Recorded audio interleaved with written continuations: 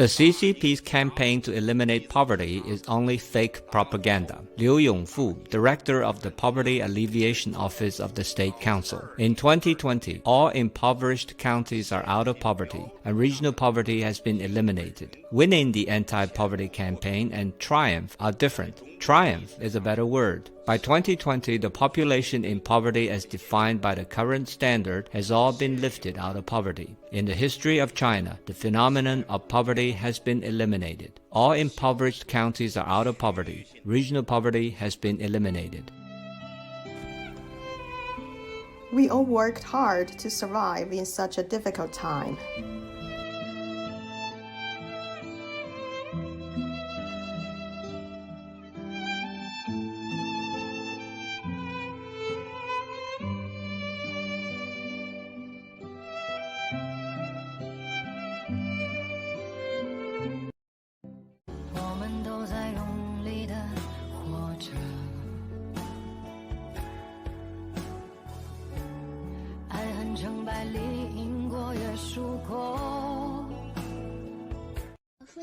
In communist China, adults couldn't answer questions from a child.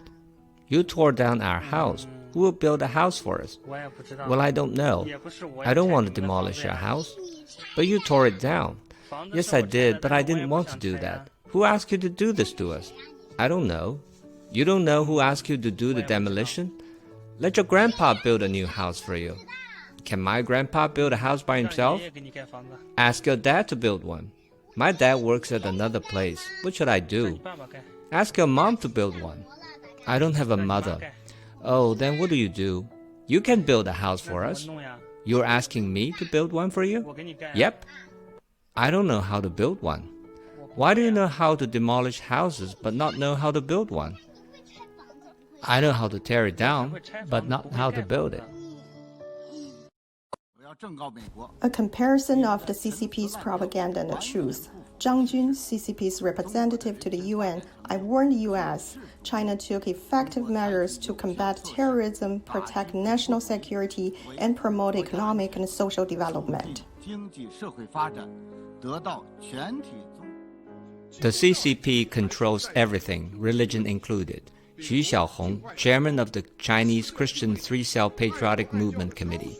There are still many prominent problems in the Christian faith, such as foreign infiltration, unauthorized private meetings, the lack of patriotic church staff, and the lack of legal awareness among church staff and members. If not taken seriously, these problems may have serious political consequences.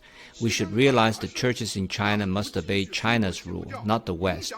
Anti-China forces in the West wanted to influence our social stability or even to subvert our government through Christianity. They are doomed to fail. We support the government in punishing those bad guys trying to undermine our national security in the name of Christianity. In the new era, the Christian faith here must obey China's rules and adhere to socialism with Chinese characteristics. The PLA's planes kept harassing Taiwan. According to Taiwanese media, on October 7th, a PLA's fighter jet trespassed into the southwestern airspace of Taiwan at a height of 7,000 meters. Under America's Indo-Pacific strategy, the US, Japan, Australia, and India held a conference in Tokyo to form an anti-communist alliance and to defend against the CCP's threat to Taiwan. The CCP promoted stockpiling corn, which paved the way for price hikes.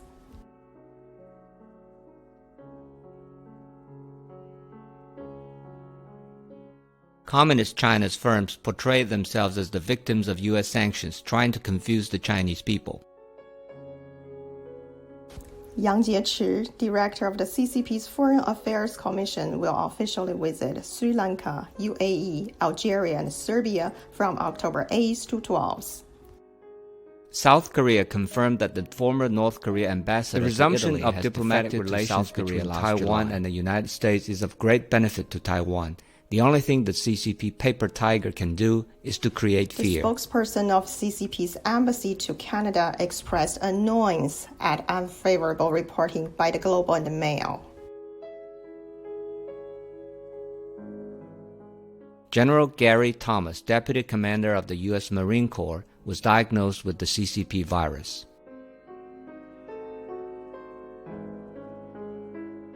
This is a planned Pandora War organized by the CCP that is targeted biological attack.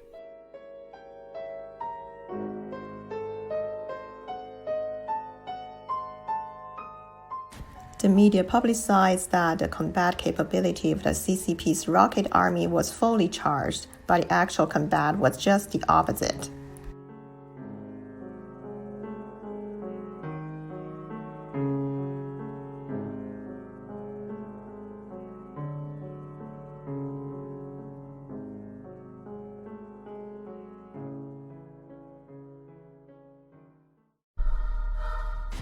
On October 7, 2019, in a Hong Kong anti-extradition bill demonstration, an underage girl, peaceful demonstrator, was arrested by CCP black police. Her tiny, trembling body accused the CCP of crimes committed in Hong Kong. Do not forget Hong Kong.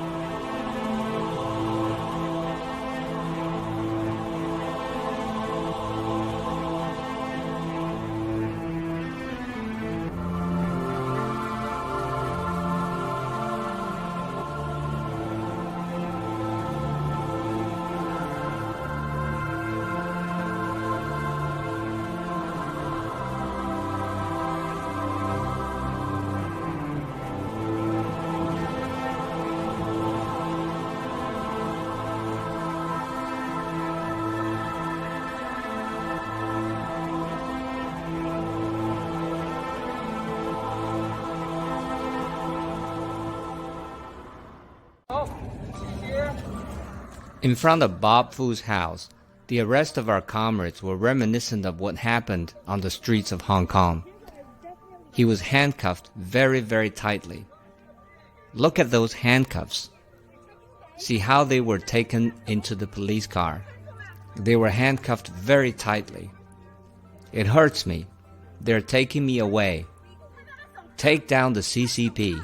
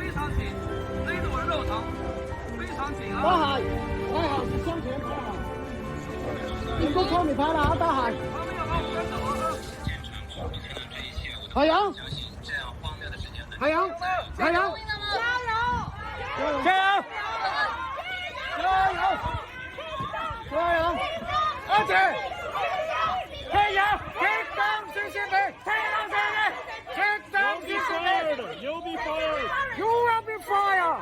Our lawyers coming. The comrades hug each other. The arrested hero returned.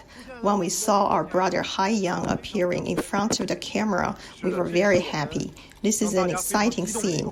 This is our new Federation of China. This is our whistleblowing movement. This is what our comrades should be. The more setbacks we encounter, the stronger we are. We'll continue to fight. We'll continue to punish those overseas fake Democrats. Keep putting pressure on them. Welcome back, Brother Hai Yang. You are wronged. 你受委屈了，海洋战友还有二级战友，还有我们的芙蓉花战友。等着，切切实实的叫 jail。我今天被警察这个毫无理由的抓起来，他们是有预谋的。话说欲加之罪何患无辞啊？这就是让我们看到了共产党南京条的可怕，让我们看到了共产党现在的策略就是超限战，他用美国的法律系统来打这些我们真正反共产党的人。你们不是支持美国？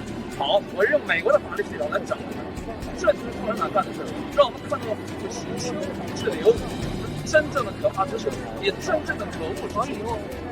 他们以为这样做给我们精神上有很大的压力和很大的伤害，因为我们这些战友都是清清白白的一辈子，从来没有进过监狱，从来没有坐过牢，从来没有吃过牢饭，从来没有穿过囚衣，要我们全记得。关在小黑屋里边，周围坐的全是一群犯罪分子，杀人的、放火的、贩毒的、偷渡的、黑社会，什么样的人坐在你旁边，让你跟他们坐一堆儿，然后给你一份饭，吃得下去吗？ Since U.S. President Donald Trump's COVID-19 infection was reported on Friday, more cases have been emerging at the White House. President Trump's senior advisor and speechwriter Stephen Miller is the latest to confirm he has tested positive. According to CNN, he has been working remotely and self-isolating for the past 5 days and confirmed he had contracted the virus on Tuesday local time. The Pentagon also reported that General Milley, the top U.S. military official and a member of the Joint Chiefs of Staff, is currently in self-quarantine. A Pentagon spokesperson said that they are conducting additional contact tracing and taking appropriate precautions, and that senior military leaders are able to perform their duties from an alternative work location. But concerns are still rising over the risk of infection for the White House staff. President Trump is nominated for the Nobel Peace Prize for the third time this year. Reports say the nomination is coming from a group of Australian law professors. This includes David Flint, who argues the president is deserving of the highly sought-after award based on a long list of achievements, specifically referring to something called the Trump Doctrine. What he has done with the Trump Doctrine is that he has decided that he would no longer have America involved in endless wars which achieved nothing but the killing of thousands of young Americans and enormous debts imposed on America, and nothing solved in the countries in which it is carried on. This goes hand in hand with the president's historic peace deal negotiations between Israel and the UAE. A move President Trump made despite expert advice warning against the ambitious goal of seeking peace in the Middle East. What Trump did was he went ahead and negotiated against all advice, but he did it with common sense. He negotiated directly with the Arab states concerned and Israel and brought them together, and these states are lining up, Arab and Middle Eastern, to join that network of peace which will dominate the Middle East. The president has a long road ahead to secure the prize and will have to beat out hundreds of other nominees to make it to the finish line. The second debate, we have a never-Trumper as a host, but that's okay because I'd beat him in the second debate also. And but I'm not going to do a virtual debate. So Mr. President, you're not going to do it because the CPD, the Commission on Presidential Debates, announcing this morning that the second presidential debate will be virtual. Are you saying you're not going to participate? No, I'm not going to waste my time on a virtual debate. That's not what debating's all about. You sit behind a computer and do a debate. It's ridiculous. And then they cut you off whenever they want. I have a host who I always thought was a nice guy, but I see he's a never-Trumper. Came out that he's a never-Trumper. We do have some of them, Maria, believe it or not, because they don't like to win.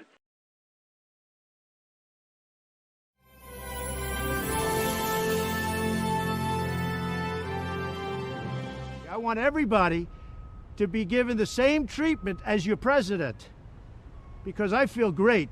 I feel like perfect. So I think this was a blessing from God that I caught it. This was a blessing in disguise. I caught it. I heard about this drug. I said, let me take it. It was my suggestion. I said, let me take it.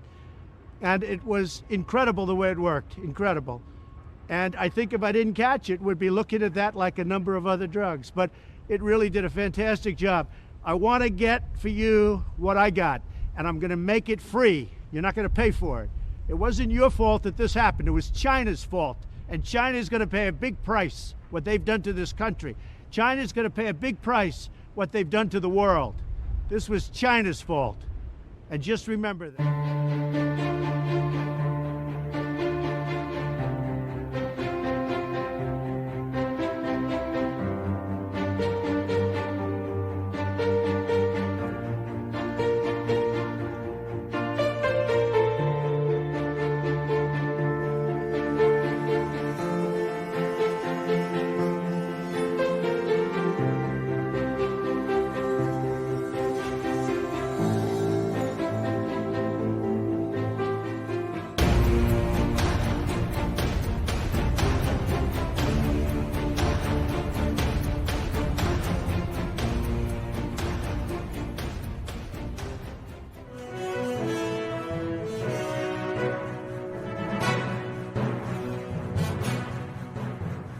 I want to thank everyone who cares about my family. I didn't mention it before, but now it's the first time I want to tell people that. This is not the first time my mom and my other family member get arrested by the Chinese Communist Party. As I know, although I cut off most of connection with my family directly, this is the fourth time my mom, 63 years old teacher, got arrested by Chinese Communist Party. I'm the only child in my family. My mom has done nothing wrong. The only thing they arrest my mom and send her to Beijing is because I tell the truth of COVID-19, which Chinese government feel angry about. What they have done is try to make me silent. That's Dr. Li Mingyang, the defector from the lab that came to the United States to speak truth. And the Global Times, you know, the New York Post, or the New York Post, actually a good tabloid. This is a rag, propaganda rag. They've got they don't like this Pew study. The Pew study says that people know that they are bad guys. It's not China, by the way. It's not the Chinese people. Lao Beijing are the most decent, hardworking people on earth. They're the deplorables. We fight and assist them in their struggle for freedom every day. But they talk about Western public opinion cannot stop China's progress, happiness, right? The thing that's stopping China's progress and happiness is the Chinese Communist Party and the devils that run it. But they've got a great line in here. They talk about, you know, it's radical actions by the Trump administration, all this stuff throughout the world. It's because of Trump. But then they've got they're talking about specifically what Washington's doing. It says Washington has put forward a very absurd logic that China should be held accountable for COVID-19 pandemic. The anti-intellectual and anti-scientific sophistry is very suitable to the spread of populism. Thank you very much. You're connecting dots there, right? No, the populists are going to hold you accountable, looking at the science. It came from the Wuhan lab, and it either came through your biological weapons program, which you're not supposed to have, or it came through a gain-of-function experiment. Now, you can say you're working on a vaccine. Whatever you're working on, you weren't qualified to do it. It got out somehow, but then you exacerbated that. We know for a fact, and you admit you lied about it, this thing, it's called COVID-19 for a reason, right? It's from 2019. Well, you lied about it until you told the world basically on the 23rd of January when you locked down Hubei province and put Wuhan into quarantine. That month is what did this. Southampton University said if you had just been honest, and Dr. Yan is a witness, as a fact witness.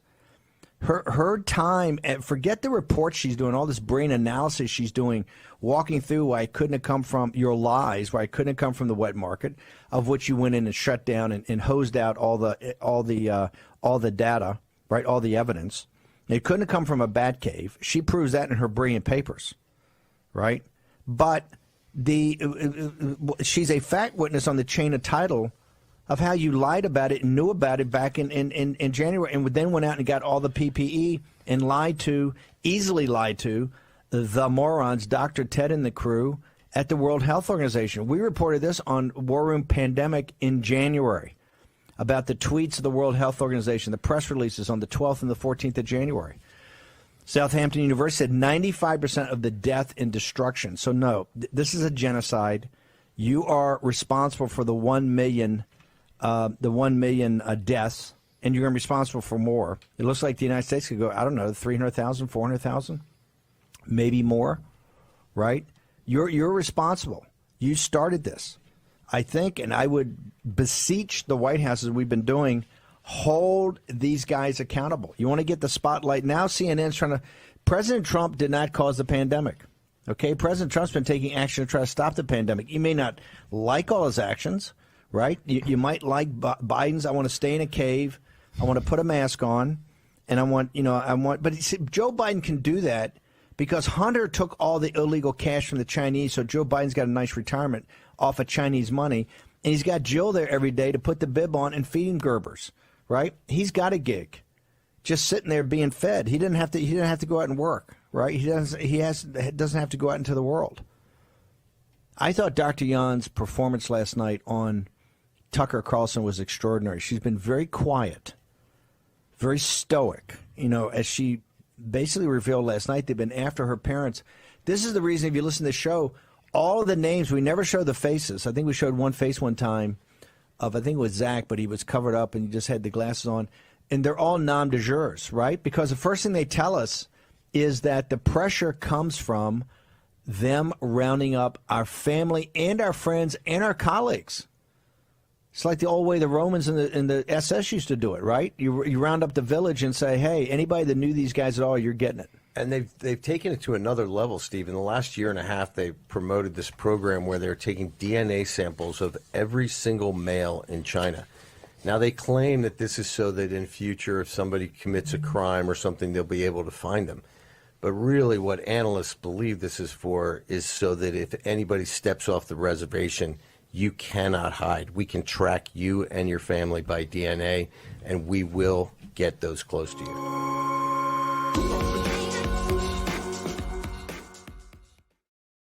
Dear brothers and sisters, many great things need to be done today.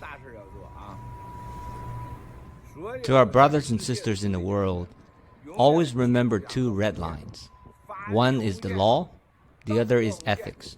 Other than those two, we're not afraid of anyone, whoever they may be. Brothers and sisters, time, actions, and results. They have memories. Not to mention we have GTV as well. Today, our scientist, Dr. Yan, just 1 or 2 hours ago, released her second report. And the world was shocked again. This is called action. A few months ago, Dr. Yan was a nobody, an ordinary person, but today she's a hero of mankind. This is a result of her decision to risk her life and of her actions. The result of action, action, action. Isn't that right? Just like the clothes I'm wearing. As you can see, I designed every one of these.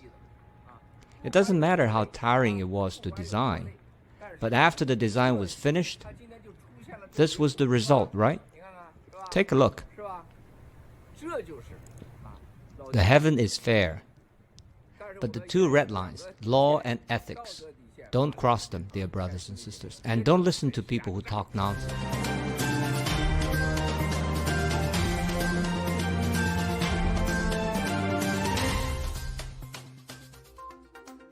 Trump returns to Oval Office. President Donald Trump has again hit out at China over the coronavirus, promising Beijing will pay a big price for what they've done to the world. Global coronavirus cases surpass 36 million.